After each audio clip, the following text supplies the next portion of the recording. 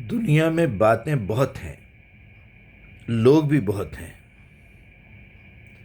سوال یہ ہے کہ آپ کو کون سی بات پسند آتی ہے؟ مجھے کون سی بات پسند آتی ہے؟ فلاں کو کون سی بات پسند آتی ہے؟ فلاں کو کون سی بات پسند آتی ہے؟ یہ بات اگر آپ کو سمجھنا ہے کہ ساری دنیا میں اختلافات کیوں ہیں، خاص طور پہ مذہبوں میں، خاص طور پہ جو ہے جب ریلیجیس میٹر آتا ہے، اسپیشلی مسلمانوں میں، اسپیشلی اسلام کے معاملے میں، اسپیشلی نماز کے معاملے میں، تو تھوڑا غور کر کے دیکھیے کہ جب سے بچہ پیدا ہوتا ہے 7 سال کی عمر تک اس کے ماں باپ اس کو بریلوی، دیوبندی، اہل حدیث، اہل خبیث، اہل قرآن، قائدیانی، جو بھی ہندو، مسلمان، کرسچن، عیسائی بنا دیتے ہیں۔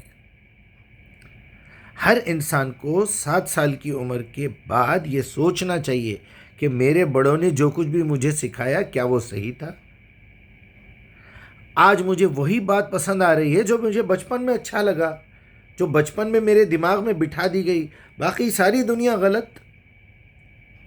تو گھوم پھر کے بات آ کے جہاں رکتی ہے وہ یہ ہے کہ اگر میں کسی خالق کی مخلوق ہوں تو مجھے خالق کی بات سننا چاہیے، مخلوق کی کیوں سنوں میں؟ پھر مجھے اپنے آپ کو چیک کرنا ہوگا، میری زندگی کے ایک ایک لمحے کو قرآن کی عدالت میں پیش کرنا ہوگا، میرے ایک ایک خیال کو، میری ایک ایک نظر کو، میرے کانوں کی ایک ایک آواز کو، میری زبان کے ٹیسٹ کی ایک ایک غذا کو، کہ میں کیا کھاتا ہوں، کیا پیتا ہوں، میرے پیٹ میں جانے والی غذاؤں کو، میرے ہاتھوں پیروں کے عمل کو، میری سوچ کو، میرے دل کے ارمان، میرے دل کی باتوں کو چیک کرنا ہوگا قرآن میں رکھ کے، میرے جسم کے ایک ایک پرزے کو چیک کرنا ہوگا کہ اس کا استعمال قرآن کیا سکھا رہا ہے۔ پھر اپنے آپ میں رینوویشن کیجئے، کریکشن کیجئے، پھر اپنے بڑوں کو سمجھائیے کہ امی یا ابو آپ نے ہمیں غلط سمجھایا، اپنے اساتذہ کو سمجھائیے کہ آپ نے ہم کو غلط ٹریننگ دی ہے، آپ کا اور میرا پیدا کرنے والا یہ بتا رہا ہے۔ یہی اسلام ہے، یہی ایمان ہے، اسی کو مسلمان ہونا کہتے ہیں۔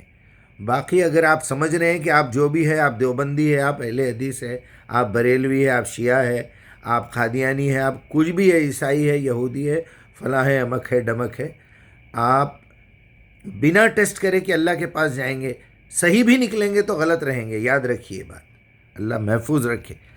ہوشیار کرنا، زندگی رہنے تک سمجھانا ہمارا کام ہے۔